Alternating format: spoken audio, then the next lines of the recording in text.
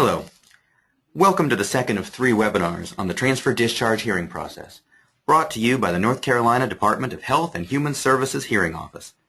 The purpose of this webinar is to provide a resource for facilities who are involved in an appeal hearing regarding the involuntary transfer or discharge of a resident of a nursing home or adult care home. This webinar is intended as a brief drilling down on specific aspects of the transfer discharge hearing process that will be of most interest to facilities. For an overview of the entire process, please refer to the first webinar in this series, which is titled General Overview of the Transfer Discharge Hearing Process. This webinar is being recorded live before a dialed-in audience of long-term care regional ombudsmen. They have been encouraged to ask questions at the end of our presentation. We'll begin at the start of the process.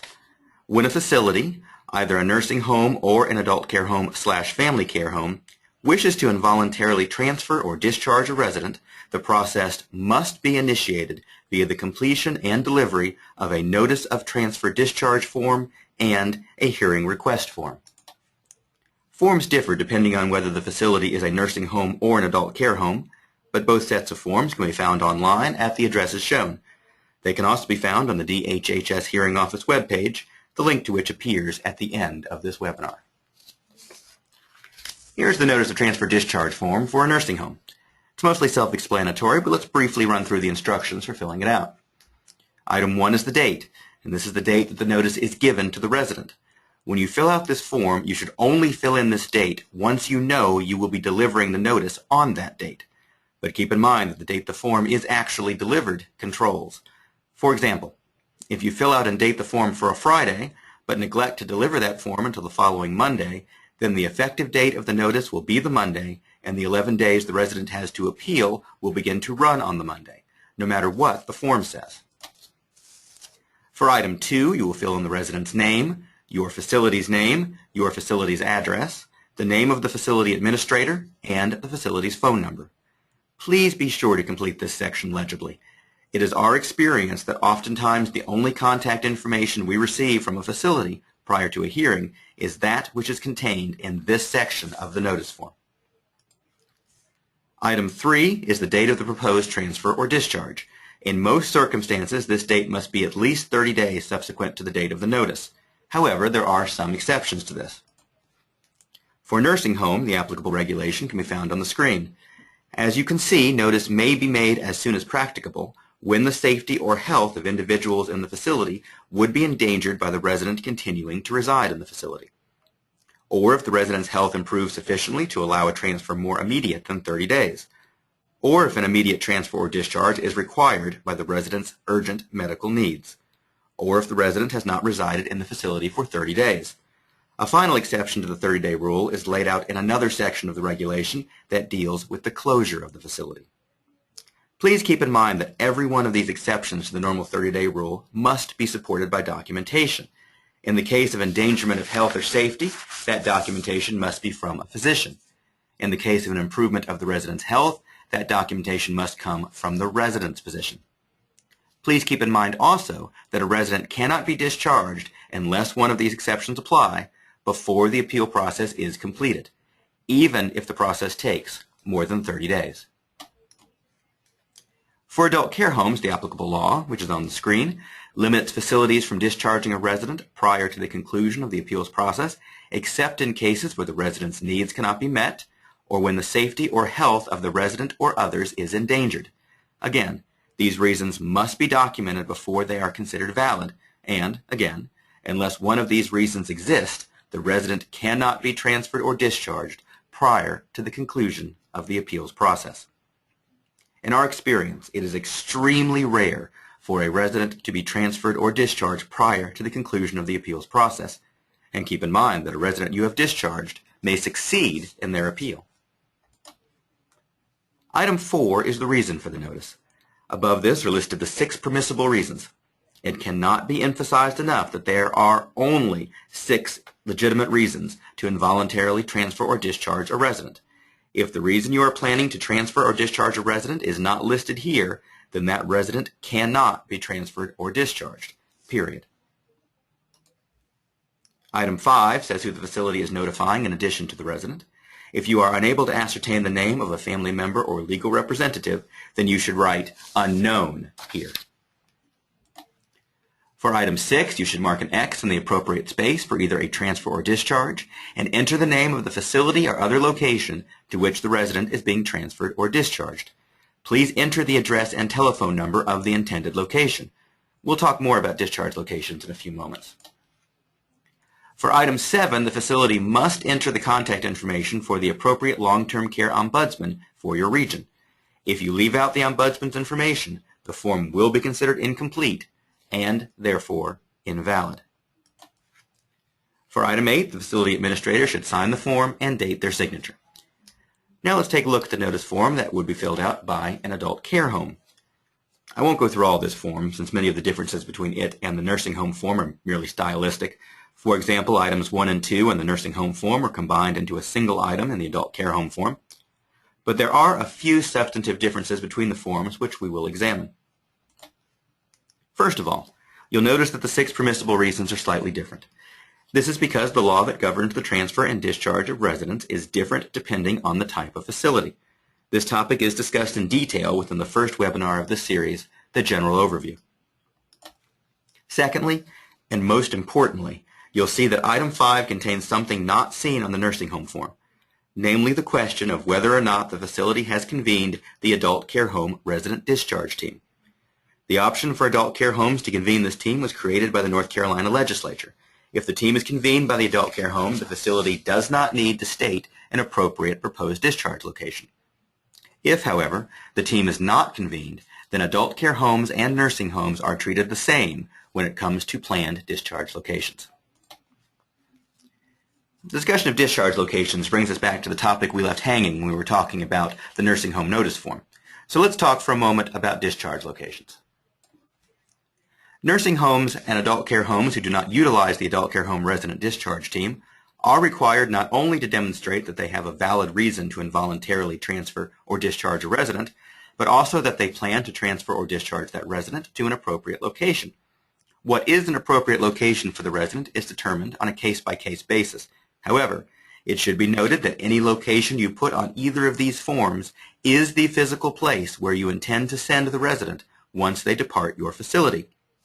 This seems logical, but it's surprisingly commonplace for the hearing office to see forms filled out like this.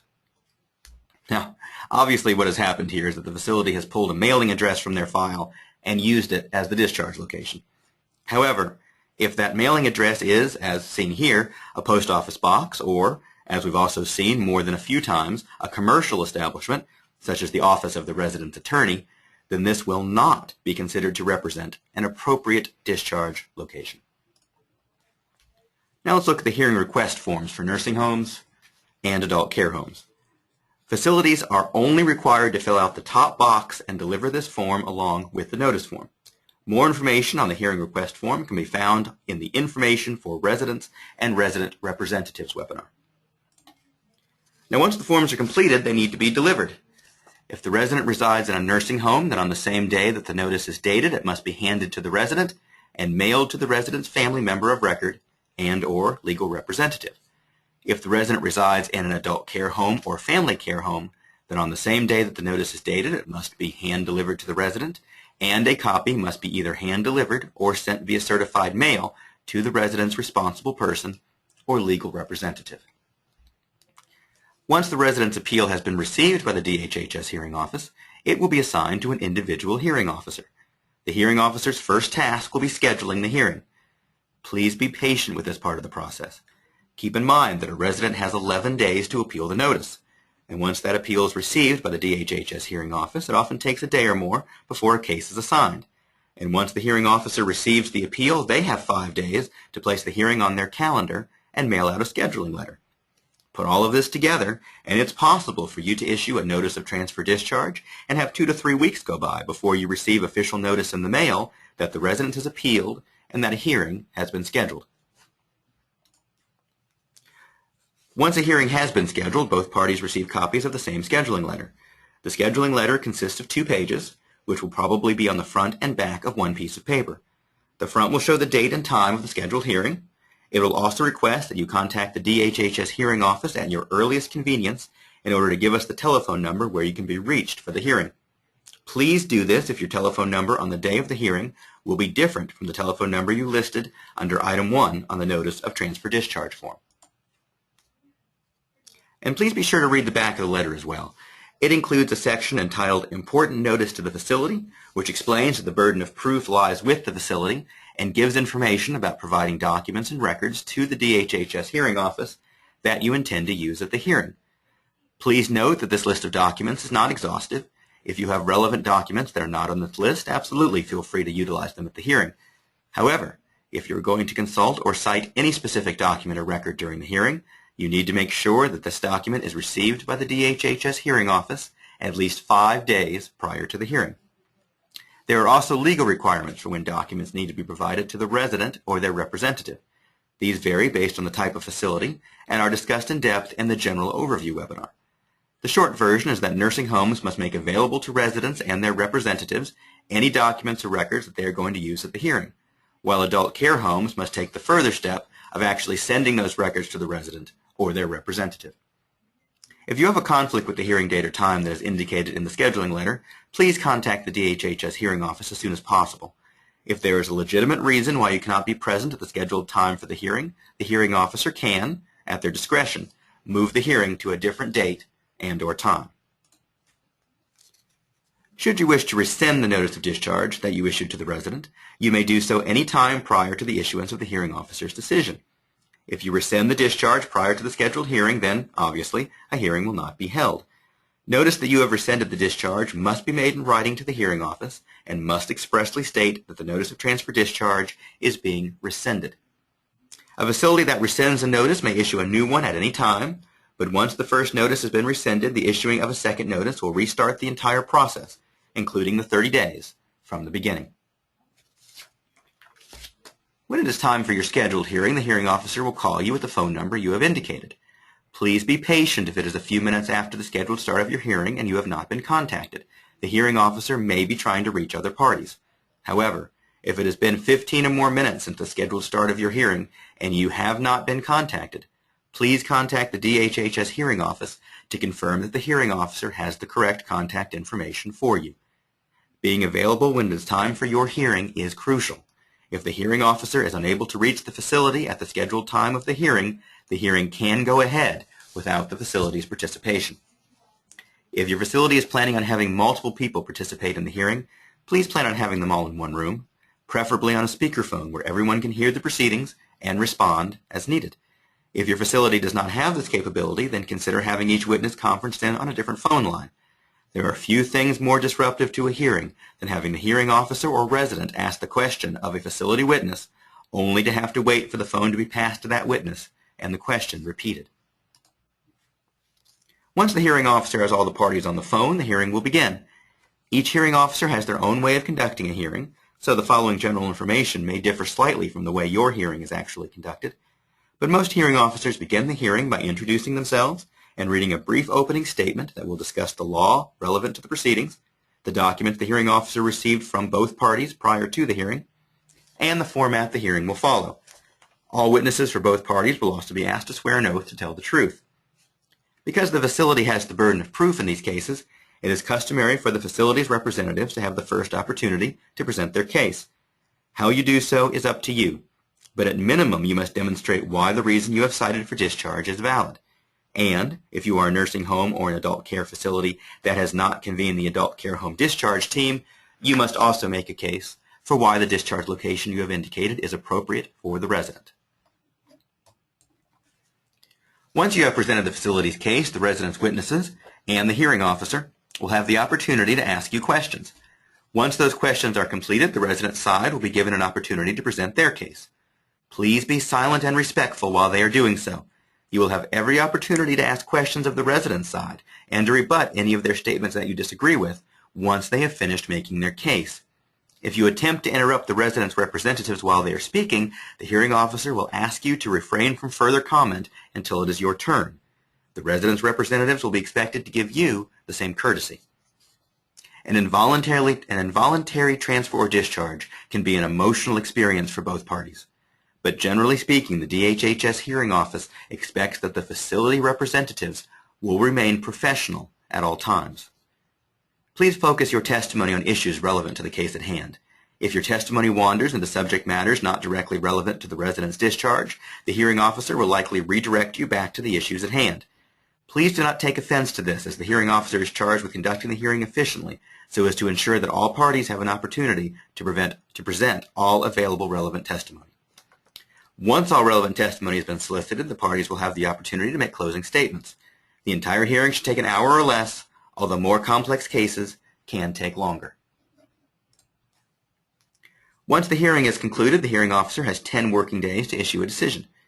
The decision will include findings of facts and conclusions of law and will be mailed to the parties via certified mail.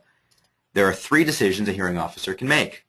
They can uphold the notice of discharge, they can uphold the notice of discharge with conditions, such as that the discharge can only be to another licensed facility, or they can reverse the notice of discharge. Within 30 days of the date of the decision, either party may appeal the hearing officer's decision to Superior Court. While the DHHS hearing office is responsible for adjudicating any resident appeal of a notice of transfer discharge, we recognize that there is far more to the transfer discharge process than just the hearing itself. In order to give facilities a more rounded presentation that includes topics outside the scope of the hearing process, the DHHS hearing office has invited Cindy DePorter to present as part of this webinar.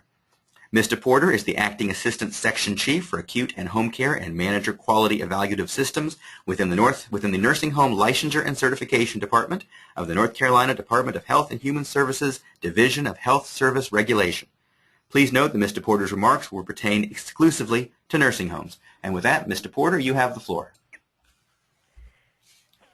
Thank you very much, Ryan. I appreciate being given the opportunity to talk a little bit about nursing homes and the transfer and discharge regulations. The federal regulations, and it's an interesting thing, back in 2006, the state rules were pretty much brought into line with the federal regulations. So when you look at any kind of state rule, you'll see pretty much a mirror of what our federal regulations say.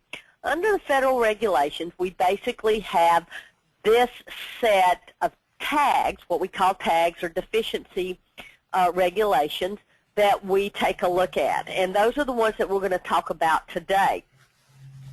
So we'll go on and we'll talk about the next is the 6 reasons for discharge. And we're going to talk just a little bit about these specifically, and then I will expound on it as we go through the different tags.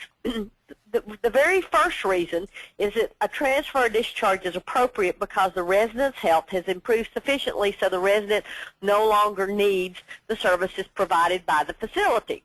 And usually on this is what we see are people that have gone into rehab, have come to the facility for rehab, they finished their therapy, the plan was always for them to go back home, and they're able to go back home. We also see folks that have been in the facility for a while and have been able to become stabilized, or they were able to utilize resources in the community such as Money Follows the Person, and were able to transition back into the community. And that would be an appropriate reason for discharge.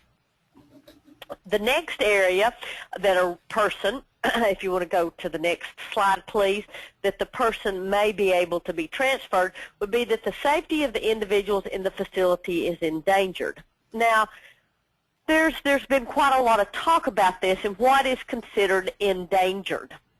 You know, we look at this could be a situation where a resident was behaviorally was having quite a bit of problems and was hitting residents, were targeting residents, and we're talking about a continuous of this, not a one-time situation.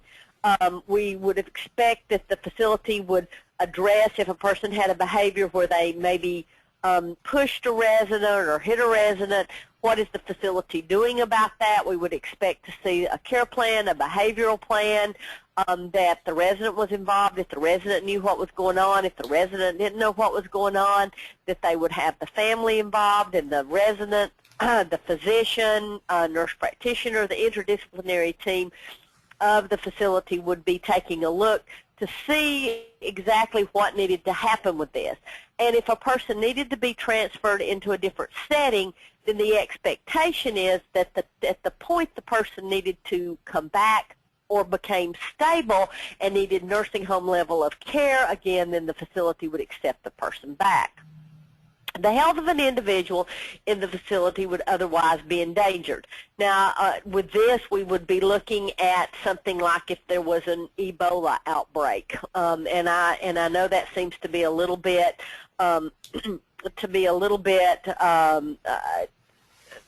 seems a little bit strict, but you're not looking at things like if people get the flu or that type of thing, because usually those are not reasons that endanger other people. So you're looking for things that would be otherwise something that wouldn't be normally managed by a nursing home. When we also, another issue that comes up fairly frequently, and we've seen this more in the ensuing years since, is that people fail to pay after being notified that they need to pay for their stay in the facility. A resident may not stay in a facility and not pay for their stay. Now, most folks that when they become eligible for Medicaid, then their funds go to pay for their stay at the nursing home, and then, of course, the resident gets an amount that they, like $30 that they can use for their incidental items. Facilities, and again, if a person is eligible for Medicaid, there are certain criteria that if there is a family, if there's a significant other, such as a spouse, that is staying in the home, then there are provisions that are made under Medicaid. But normally, the resources that a person has to go to pay for the nursing home before Medicaid will pay for that. The expectation is that the facility will utilize that money for the nursing home stay. And we're going to talk in a little bit about what might happen if a person doesn't pay. Another reason that a resident might be could be transferred or discharged, and if this is kind of a no-brainer, but of course if a facility totally ceases to operate. Another reason, and we hear this, and it kind of ties back into the behavior for endangerment. The transfer or discharge is necessary for the resident's welfare, and the resident's needs cannot be met in the facility. This is a kind of a tough area, and we've seen this continually, that many times at a facility will just say, well, we can't meet the person's needs. Well, what need can't be met? And what does the documentation say that the need can't be met? A family member of a resident who is giving a facility a hard time and is making a lot of complaints and it's very difficult is not a need that can't be met, because that's not the resident, that's the family member. And we've actually had facilities in the past that have tried to discharge a person because of that, and that's most certainly not a reason to discharge a person out of the facility. A person, if a person had an emergency type of situation and had to be transferred to the hospital, that most certainly fits this criteria. If a person has had behavioral problems and the facility, after multiple interventions, and the team has tried quite a few things to help manage the person's behavior, and the person's behavior can't be managed, then the person should be transferred into an appropriate setting. If the person at the point the person becomes stable, maybe they're admitted to an inpatient facility like a psych unit, then once that person becomes stable, then the facility still has the obligation to take that person back. So needs not met becomes can be a little bit of a misnomer, because the facility really needs to be specific with what needs can't be met. And if another nursing home can meet the needs, then that does not meet this criteria. And the next slide basically talks about the complaints. A resident that complains all the time also is not a needs not met. And a person that wanders, because again, there's a lot of facilities that have residents that wander that manage those residents. So let's go on then to tag number 201, which talks about documentation. And if a person is transferred or discharged for one of the reasons above, then there has to be documentation from the physician that supports that need for transfer. Tag F203, which is the next tag, talks about the notification, and that we notify the resident, and if known, a family member or legal representative of the resident at the time of the reasons for the move in writing and in language the person understands. And this is done before transfer, and it's actually also done at the time of transfer. I did not, this says it includes the notice. I actually didn't put the notice here because Ryan earlier talked to you when he went through the form about the different areas that needed to be considered. So that have to be on that notice. So, and there is that form, so I'm just going to refer you back to Ryan's form.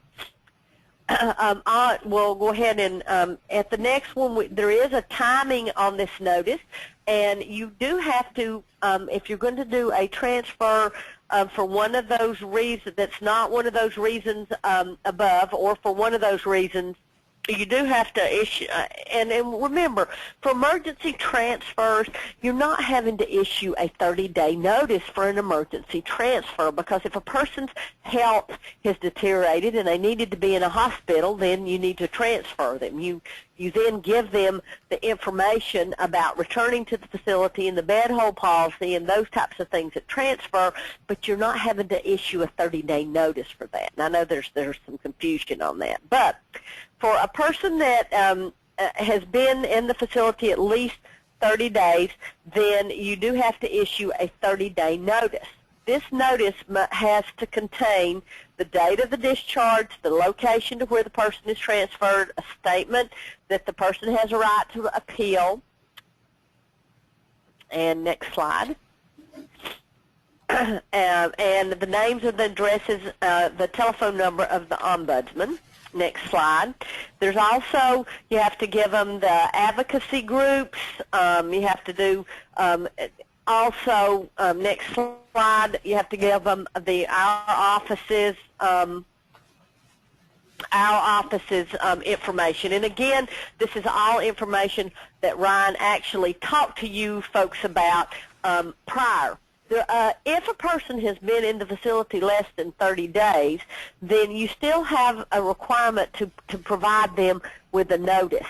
Now, of course, it can't be a 30-day notice because you don't have, I mean, they've not been there 30 days. So you have to do it immediately, and you have to provide that. If the person is a Medicaid resident already and they're there on Medicaid, then the state Medicaid rules say that you have to give people a 5-day notice. So there is that one piece with the 5 days. But at the end of the day, if a person hasn't been there for 30 days, you still have to give them a notice, and they still have all of the appeal rights. They still have a right to appeal, and the notice has to contain the areas that we just talked about. Also, the next tag that we're talking about that's up on your screen now is the orientation of transfer or discharge. And this is that basically that you have to have a safe and orderly transfer or a discharge. It's important to remember that a person can't just be transferred out the door and without any appropriate placement or any appropriate discussion with the resident and or the family about this transfer. We have had people sent to lots of different types of settings that were very appropriate. We've had people that were transferred back into the home. Sometimes people did have to have home health services that should be ordered, and those are types of things that the facility has the responsibility to do before the person leaves the facility. We have had situations where residents have been transferred. They came into the hospital from a homeless shelter, and they had improved sufficiently, and the facility had done a good job rehabbing them, and they were able to go back to a homeless shelter because that was the situation where the resident wanted to go. So we look at a lot of different things with this. a person being sent home without appropriate supports at home would not be a safe and orderly discharge. And we have had a couple of situations where facilities received jeopardy citations because people were transferred into the home setting and there was not the appropriate home health supports or the appropriate family supports. The next part of this tag talks about the bed hole notice, and I did allude to this a little bit earlier, that the expectation is that upon notice that the resident is given what the bed hole notice is, and also a member of the family or their legal representative is also given a written notice. Now, we know that that has to be done upon admission to the facility, and then and it is also done at the time of transfer to the like if it's to the hospital or to whatever place that is. The next slide talks about the notice of the bed hole policy and readmission, and there's several components to this. And we've talked about the first component, which is the written notification. It then talks about the duration of the bed hole policy under the state, and there is a state says that any resident that has been out of the facility for less than 15 days has the right back to the first available bed into the facility. So there is that piece under the general statutes. So you're basically, for the federal regulation, though, is that there's not any specific time frame that's given. So it's a little bit more stringent. So if a person was out of your building for 30 days and they're stable and they can come back, then most certainly they have a right to do that. If the person is Medicaid, then and they're going to come back to the facility under Medicaid, then there is no requirement that and this is a confusing thing, but families and residents need to be told if they're Medicaid recipients and they're coming back, is that they don't have to pay to hold the bed, because as a Medicaid recipient they have a right back to the first available bed. And so, and that sometimes people are not told about that piece of it. Excuse me. Then here you can see that the interpretive guidelines support this part about the notices and about the rights to back to the first available bed. So I'll let you guys read through that. I think it's all pretty self-explanatory, and we just talked about that. 206 then segues into what we talked about before, that a resident has a right to return to the facility, and you have to have a policy. The facility is required to have a policy that talks about that and how that they're going to admit that person. We've had situations when a resident was in the hospital, was ready to come back, and there was not a Medicaid bed available, and so the resident had to go to another nursing home. The facility's obligation is that at the point they have a Medicaid bed available, then they have to call the person that's at wherever they are, if they're in the other nursing home, and they have to give them a right back to that bed if the resident wants to transfer back to their facility. So the next slide basically just supports that.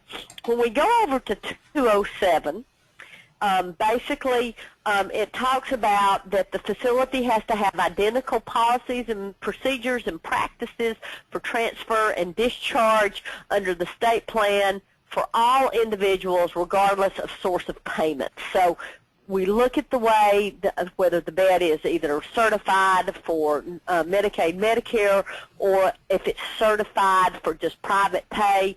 As I said before, the state licensure rules support our federal regulations, but when we're looking at certified bed, whether it's Medicare or Medicaid, we still apply these same regulations. F208 talks about that a facility cannot require a third-party guarantee of payment. And this has been something that's been into effect for a long, long time. You can't say to a resident or a family, you have to pay up front when your family member is in here if you want us to give you a bed. And that basically is what F208 talks about. And you most certainly, I suggest to folks that you read through these regulations and to make sure that everybody is on the same page. We did have some questions from the Ombudsman, and I did want to address those. One of the very first questions was the 30-day stay, what type of notice is appropriate if it's less than 30 days, and I did indicate that it does need to be in writing, and it needs to be as soon as possible, and a person has all of the same rights, including appeal rights. So it doesn't matter if it's less than 30 days. We had a question for private pay residents with a a nursing home stay of longer than 30 days in the hospital with an outstanding balance. Must the facility readmit and issue a 30-day notice? In this case, if a person had been in the nursing home and they were private pay, and they come back to the, and they're ready to come back to the nursing home, if the facility did not initiate a 30-day notice, then the facility would have to take the resident back, initiate the 30-day notice for non-payment, and then go through that process. It is very important that facilities, if people are not paying, you need to go ahead and initiate a 30-day notice. Let's say a 30-day notice was issued on July 1st of 2014. The resident went into the hospital on January 1st, 2015, and they had continued not to pay their bill because the facility had issued a 30-day notice prior to the resident going into the hospital. Then in that case, the facility would be required to take the resident, or they would not be required to take the resident back into the facility because the 30-day notice had been issued, and let's say in this case that they had exhausted their appeal rights and the hearing officer upheld the discharge. So, or even if they didn't do their appeal rights because the 30-day notice had been properly executed. The final question was, can facilities require families, residents to pay their Medicare copay as a condition of admission? And most certainly that would go back to that third-party guarantee of pay. So I appreciate all of the questions that I received, and I think that if you just re-review the regulations, and most certainly talk to your long-term care ombudsman, they are able to help also provide any other questions or answers to questions that you may have. Thank you, Ryan. All right. Thank you very much, Cindy.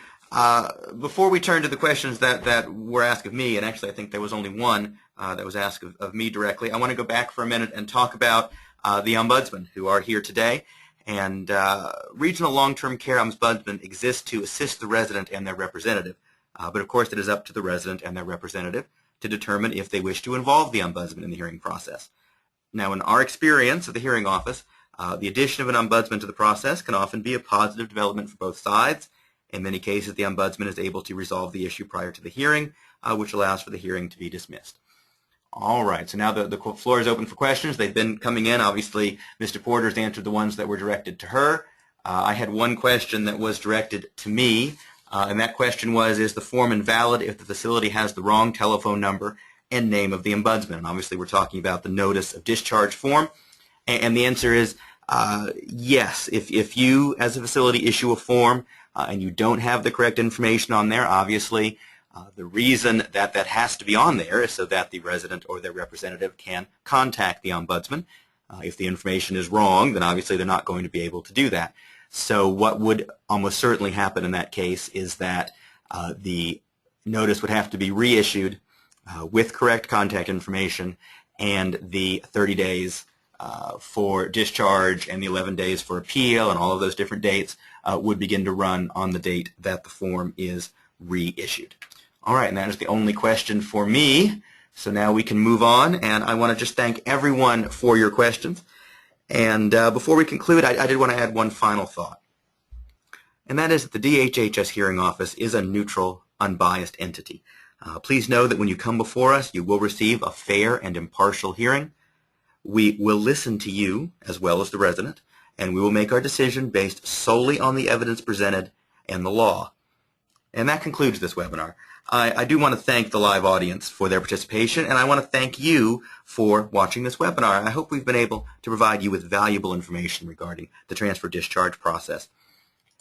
Now, please note that all information presented in this webinar is accurate as of March 3rd, 2015, which is the date this webinar was recorded. The DHHS Hearing Office cannot, of course, guarantee that laws, contact information, or procedures have not changed between the date of recording and the date you are viewing this webinar. If you have any remaining questions about this process after watching both this webinar and the General Information webinar, a link to which is also located on the DHHS Hearing Office webpage, please feel free to contact the DHHS Hearing Office. The hearing officer cannot discuss the details of your case prior to the hearing, as this would be unfair to both sides, but someone at the hearing office will be happy to answer any questions you may have regarding procedural issues, and our contact information is on the screen. Thank you again very much, and have a good day.